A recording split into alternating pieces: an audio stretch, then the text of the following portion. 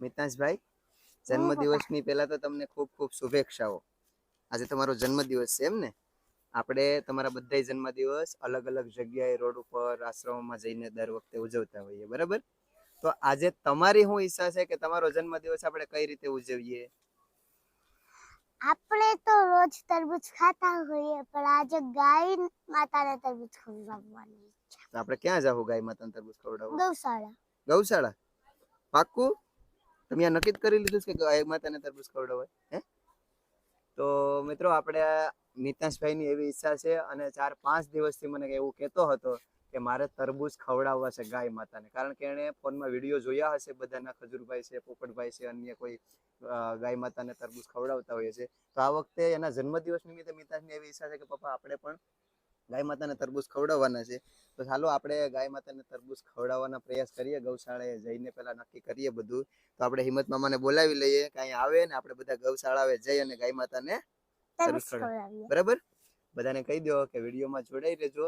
અમે પણ તમને બતાવીએ કે હું મારો જન્મદિવસ કેમ ઉજવું છું. કે તો ખરું? આપ સૌ પણ જોડાઈ લેજો. કે મારો જન્મદિવસ જન્મદિવસમાં ની ઉજવણી અમે કઈ રીતના કરીએ છીએ. બરાબર ને? હાલો, તો હમણાં હિંમત મામા આવે ને પછી આપણે જઈએ ગૌશાળા માટે. બરાબર? જોડાઈ રહેજો મિત્રો. મિતાંશભાઈના જન્મદિવસ આવી રીતના ઉજવવાના પ્રયાસ કરીએ, તમને પણ બતાવીએ કે આપણા મિતાંશભાઈનો જન્મદિવસ કેવો છે. જય શ્રી કૃષ્ણ મિત્રો. આજે મિતાંશભાઈનો જન્મદિવસ છે, તે નિમિત્તે મિતાંશભાઈની ખ્વાહિશ હતી કે આપણે આશ્રમે જઈને ગૌ માતાને તરબૂચ ખવડાવવું છે. તો અમે આવી ગયા છે એવી જ રીતના ગૌશાળાએ. અહીંયા ગાયો છે, 100-150 જેટલી ગાય છે. અહીંયા છે, થોડીક અંદર છે. તરબૂચની રિક્ષા પણ આપણે મગાવી લીધી છે. તો આપણે જઈએ અત્યારે તરબૂચ કટિંગ કરાવીએ અને બધું ફેમિલી આવ્યું છે આપણું મારા મિત્રો સાથે. હિંમતભાઈ અત્યારે શૂટિંગ કરી રહ્યા છે, તો આપણે એ પ્રમાણે ગાયોને તરબૂચ ખવડાવી દઈએ. મિત્રો, તો આ છે તરબૂચની રિક્ષા. અને આપણે એટલા માટે આવા લોકો પાસેથી વસ્તુ ખરીદતા હોઈએ છીએ કે હું અહીંયાથી પસાર થતો હોય છે, 4-5 દિવસથી હું જોઉં છું આ લોકોનો બહુ ઓછો વેપાર થતો હોય છે. એટલા માટે અમે નક્કી કર્યું કે આ ભાઈ પાસેથી તરબૂચ લેવા છે અને ગાયને ખવડાવવાના છે. બાકી તો ઘણી જગ્યાએ હોલસેલમાં પણ આપણે જોઈએ એટલા તરબૂચ મળી શકે છે, પણ કોઈ જે મહેનત કરે છે, મજૂરી કરે છે, એને પણ 2-5 પૈસા મળે એટલા માટે થઈને આપણે વસ્તુ પણ એ લોકો પાસેથી ખરીદવી જોઈએ. તો આ સમાજથી આપણે તરબૂચ બધા લઈ જઈ અને ગૌ માતાને ખવડાવવાના છે. જોડાઈ રહેજો વિડીયોમાં, જેથી કરીને આપણે મિતાંશભાઈના જન્મદિવસની ઉજવણી આ રીતે કરીએ. મિત્રો, આવી રીતના રિક્ષામાંથી અહીંયા જ ગૌશાળા છે, તો આપણે કેરેટ ભરી અને રિક્ષામાંથી ગાય માતાને ખવડાવશું. આપશે એ તો અહીંયા સાધન આવે, અહીંયા જ કટિંગ કરી નાખે. હાલો હાલો મિત્રો, મિતાંશભાઈના હાથેથી આપણે શરૂઆત કરી દઈએ ગાય માતા. મિતાંશ અહીં આવ, આમાં જ લઈને ગાયને ખવડાવ. પછી આપણે બધી ગાય નાખી દઈએ. લઈ લે લઈ લે, મોટી સીર લઈ લે. હા, લે ખવડાવ. લે ને, હા લે આવ, દે દે દે દે દે દે દે. હા તો ખવડાવ નહીં પણ. અરે વાહ, જય ગૌ માતા. પ્રભુની મીસે તો બગડી. હા લે ખવડાવ.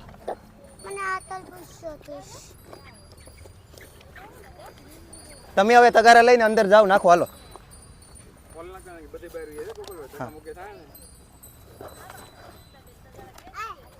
નાખીએ ને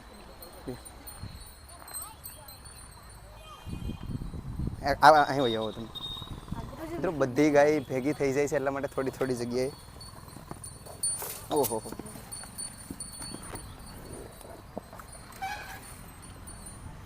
એટલે અહીંયા ભૂસું છે એટલે લગભગ તરબૂચમાં માટી નહીં અડે.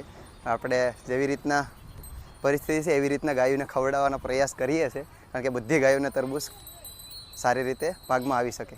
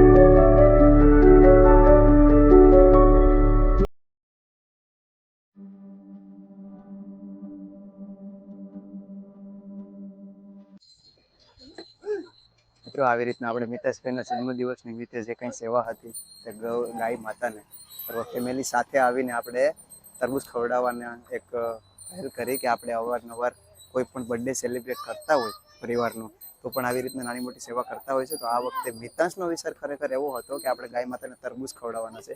તો ગાય માતા પ્રેમથી તરબૂચ અત્યારે ખાઈ રહી છે.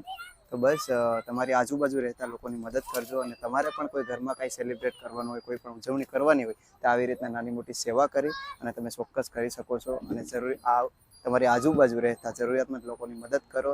શક્ય હોય તો અમારો કોન્ટેક્ટ કરો, જેથી કરીને અમે પણ આગળ આવીએ, આપણે સૌ સાથે મળીને સેવાકીય પ્રવૃત્તિમાં આગળ આવીએ અને સેવાના કાર્ય કરતા રહીએ. જય શ્રી કૃષ્ણ, જય હિન્દ, જય ભારત.